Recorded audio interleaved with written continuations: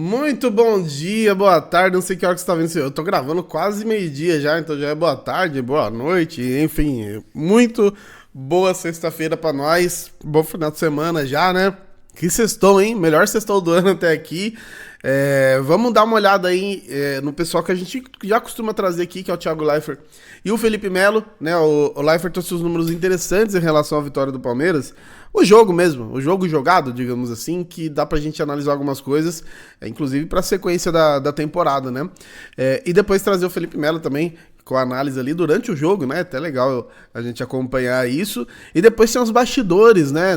Dessa preparação do Abel Ferreira, de como ele cuidou dos jogadores, de como que ele cuidou da comissão, enfim, de todo o elenco, porque a gente sabe que esse jogo, além de ter sido um jogo incrível tecnicamente, taticamente, ele passou muito aqui na cabecinha dos caras e deu pra ver que ontem a cabeça tava no lugar. Beleza? Vamos ver aqui esse número aí que o Thiago separou, que é bem legal pra gente conversar.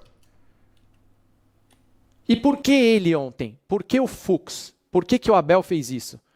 Porque o Fux tem uma qualidade na saída de bola, ele se arrisca, ele é maluco, mas ele dá muito passe para frente, muito passe bom, ele quebra muita linha, ele sai carregando a bola e ele acha muito passe, e ele achou muitas jogadas ontem.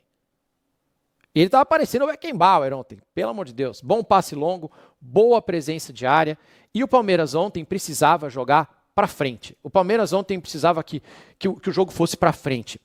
Me irrita demais, acho que vocês devem ter passado por isso também, chat, de assistir jogo que o time precisa do resultado e toca a bola para lá e toca a bola para o lado e a bola volta para o goleiro. Aí o goleiro vai para o lado. Arboleda, abertura à direita para o Rafinha. Ele recua de novo para o Jandrei. Jandrei joga na esquerda. Eu já passei muito por isso lá atrás. Narrando a Polônia na Copa de 22. Os caras precisavam jogar para frente, cara. Olha isso aqui. Direção dos passes. Palmeiras e LDU. Fux, ele deu 4 passes para trás. Chat, isso aqui é muito raro. Muito raro. Geralmente é muito passe para trás, muita participação do goleiro nos jogos que a gente assiste normalmente. O Palmeiras ontem, Fux, 4, Gomes, só 3, Murilo, 1, Andreas, número 8 do time, 5 passes para trás só. Todos eles, exceto o Gomes, que foi 23 para o lado, mas 20 para frente, deram mais passes para frente do que para trás e para o lado. Isso é uma loucura, isso não existe. Isso aqui é o Palmeiras do Abel. O Carlos Miguel, o goleiro, ele recebeu 18 passes no total no jogo inteiro. Isso não existe mais no futebol contemporâneo. Isso é uma doideira. Isso aqui é muito bom. Isso aqui tem que ser estudado lá nos cursos da CBF, cara. 27 passos para frente do Fux, 20 do Gomes, 37 do Murilo, 26 do Andreas. Teve várias jogadas ontem que você pegar o jogo de novo, o Andreas pega a bola, ele tá apertado, ele tá marcado, em vez dele recuar para o Carlos Miguel, que é o mais fácil a fazer, ou jogar para trás, ele dá um jeito de jogar a bola para frente, velho. Isso é muito bonito. Isso foi o Palmeiras do Abel ontem. Olha o mapa de passes do Palmeiras. Essa linha significa que mais de 3 passes aconteceram entre um jogador e outro. Olha as linhas grossas, todas para frente, cara. Tem algumas para o lado, mas é tudo para frente. Olha as linhas para trás, quer dizer, em direção ao número 1, em direção ao goleiro, tudo fininha, ó. Só fininho. Em direção ao zagueiro, mais fininho. É tudo para frente. O Palmeiras jogou bem demais. E se vocês querem o tamanho do amasso, eu vou botar aqui só comparando o mapa de passes dos dois times, tá? Olha o tamanho do amasso. Olha o mapa de passe do Palmeiras. Olha o mapa de passe da Liga de Quito.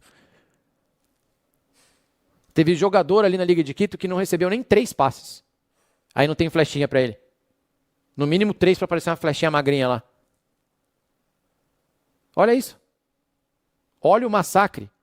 Olha a Liga de Quito. Eles praticamente não jogaram.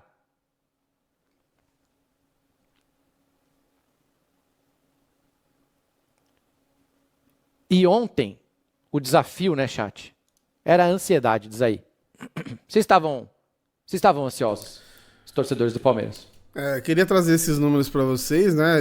Esse do passe aqui também é incrível, mas o do passe para frente aqui, o comparativo é bizarro, né, cara? O comparativo, assim, é assustador. De fato, a LDU ontem, quando pegava na bola ali, era uma escapada ou outra, e aí sempre o jogador muito sozinho. Eu comparei com o jogo, é que eu não lembro se é Juventude ou Bragantino, mas os dois que o Palmeiras precisou entrar com time misto, ele entrou muito bem ofensivo para resolver o jogo logo e tomava pouco contragolpe, né? Pouco susto. E isso foi muito legal, porque era o que precisava para ontem, e meio que se replicou ontem, obviamente com um pouquinho mais kamikaze, colocando o Alan ali na ponta, várias questões aí. Mas esse número aqui também é bem legal, né? Os números para trás, que é o normal do zagueiro, para trás, pro lado. Óbvio, você vê, o Murilo só deu 1, né? Então é muito pouco. E aí os passos para frente, o Fux, realmente, ele falou, ele é maluco, que às vezes ele arrisca uns ali, que se ele perder, ele perdeu um. Eu não, se não me engano, tava 3. Acho que quando sai o terceiro, ele vai sair jogando pra frente, ele perde. Mas é exatamente isso. Já tava o Gomes e o Murilo já tava ali pra, né, se precaver com qualquer erro ali de passe, que era normal. Quando você tá muito vertical, é normal você errar os passes, mesmo assim não teve muito passe errado, né? O Palmeiras estava muito bem tecnicamente ontem, né? A Patrícia, como que é o sobrenome dela? Eu sempre fico devendo pra vocês, mas vou até digitar aqui. A Patrícia Oríquio. É Oríquio? Ela vai me perdoar se eu falei errado sobre o nome dela. Mas ela fez uma análise antes do jogo. Vou falar do vídeo que ela fez antes do jogo, mas vocês podem ir lá assistir também dela depois. Mas antes, ela fala que o Palmeiras precisava passar por algo que o Flaco estava fazendo no treino, que era acertar o travessão, que parece boa, parece uma brincadeira, né? Mas é muito isso, tipo, acertar fundamento básico, sabe? Passe, lançamento, chute, né? Básico mesmo, o básico do futebol é o que funciona para jogos assim, né? Tudo bem que teve o Alan individualmente que, pô, saiu driblando ali, conseguiu o pênalti e tal, mas de maneira geral, se o Palmeiras não tá acertando os passes, não tá acertando os domínios e tal, ele não consegue também produzir pra alguém se destacar individualmente. Então, ela tinha feito essa análise antes do jogo, eu fiquei com isso na cabeça. E aí, durante o jogo, quando eu vi o Palmeiras acertando as coisas assim, com muita facilidade e tranquilidade, eu vi que ia dar bom, né? E eu até comentei aqui, no primeiro tempo, o Vitor Roque era o único que tava errando alguns fundamentos, errando passe, errou o gol e tal. Mas aí, no final, ele já arruma uma assistência, já dá uma moral, e no segundo tempo ele volta e dá assistência absurda pro Veiga também. Então, foi muito foda. Então, assistam os vídeos lá da Patrícia também, que ela manja demais. Vamos ver aqui agora o Felipe Melo. Eu falei no Seleção Sport TV hoje que o Palmeiras, se jogasse bem, pressionasse alto, terminaria o primeiro tempo com 2 gols de diferença, poderia já, no primeiro tempo, encaminhar a noite mágica. Acaba o primeiro tempo 2-0 Palmeiras. Rapaziada, tá dando certo. Aquilo que eu falei no Seleção lá, sorte, velho. Eu colocaria, de fato, o Veiga como titular do time. Esse é o jogo pro Veiga. E o Veiga entrou e iniciou a jogada do gol e terminou fazendo o gol. Agora, realmente, o Abel é um cara que conhece muito o time, né? Fez as mudanças certas. A mudança que ele fez surgiu muito efeito, porque o melhor em campo é o Alan. Até o momento, é o Alan o melhor em campo. E depois mudou no segundo tempo. Agora o Veiga entrou e fez a jogada do terceiro gol. 25 minutos aí mais ou menos pro Palmeiras fazer mais um gol, matar no tempo normal e não levar pros pênaltis. Não pode tomar gol, obviamente.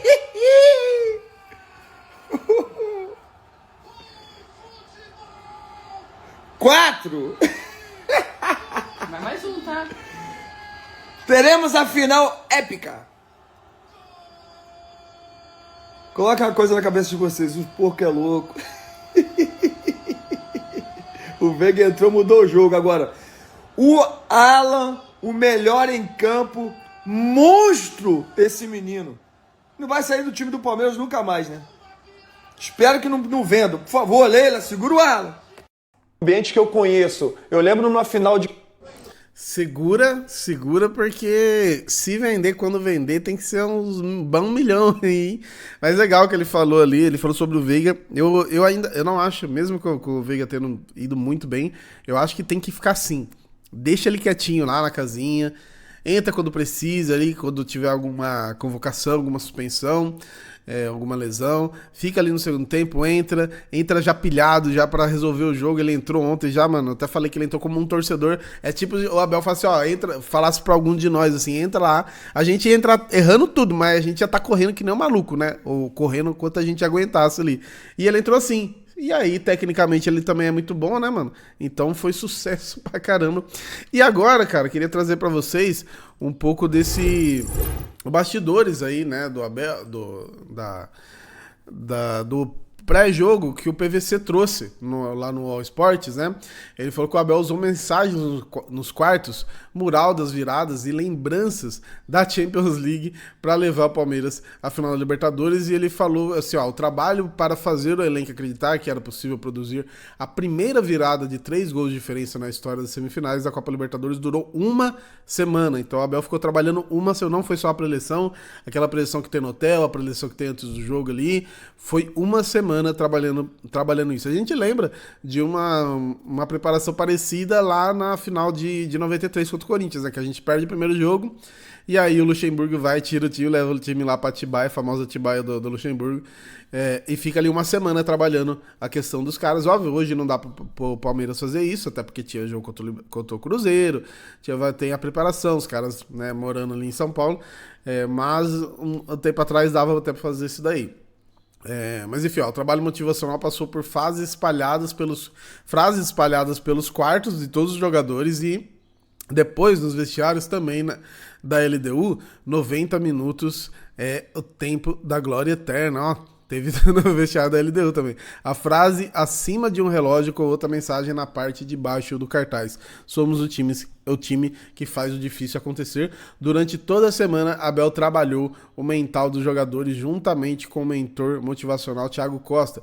Colocou no mural do vestiário da Academia de Futebol uma lista com todas as remontadas nos 5 anos de trabalho. Ao elenco, lembrou durante as palestras da semana virada do Barcelona sobre o Paris Saint-Germain de 0-4 para 6-1, né? E com gols aos 3 do primeiro tempo e os três últimos, os 43, 47 e 51 minutos da segunda etapa. Então o Abel trabalhou muito, né, durante a semana inteira. A gente sempre fica se pensando, se imaginando, né, como que é essa preparação, e o Abel fez ela durante uma semana inteira. Eu queria até trazer uma foto para vocês, que aqui eu acho que é uma foto que ilustra bem, é uma palavra que o pessoal gosta de usar chamada sinergia, né, que é quando as energias, as forças, as vontades, elas se cruzam. E eu, infelizmente, eu não achei o dono dessa foto, né? Mas tem essa imagem aqui do Gomes segurando 90 minutos no Allianz Parque há muito tempo, e depois tem uma imagem dele mostrando pro Abel cartaz. Esse lance da torcida e elenco, torcida e Abel Ferreira, torcida e time, ele é essencial. A gente tá falando disso há um tempo.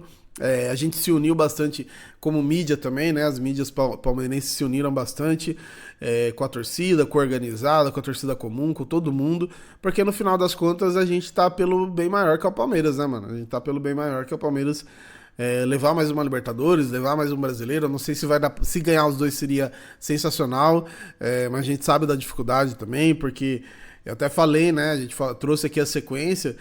E que bom que os dois foram pra final, porque aí fica igual. A sequência, graças a ir à final da Libertadores, é muito embaçada, porque na semana da final, pelo que a gente viu, talvez adiante o jogo ali, que seria no final de semana, né, que seria no dia 30, vai adiantar no meio da semana. E aí vai ter que jogar, né, Palmeiras e Flamengo. Então, lado bom que os dois vão ter que jogar. Se fosse só um, aí teria um pouquinho, talvez, uma vantagem para brasileiro, né? Mas enfim, ano passado o Botafogo também precisou jogar contra a gente e depois jogar a final e foi campeão dos dois, né? Então a gente sabe quando o time tá pronto, quando o time precisa, quando o time quer, ele consegue. E esse time do Abel Ferreira aí, esse time do Palmeiras, tô usando o Botafogo de exemplo, né? Botafogo que a gente mesmo virou um placar absurdo contra eles, o campeonato absurdo. O Palmeiras tem muito mais camisa pra fazer isso.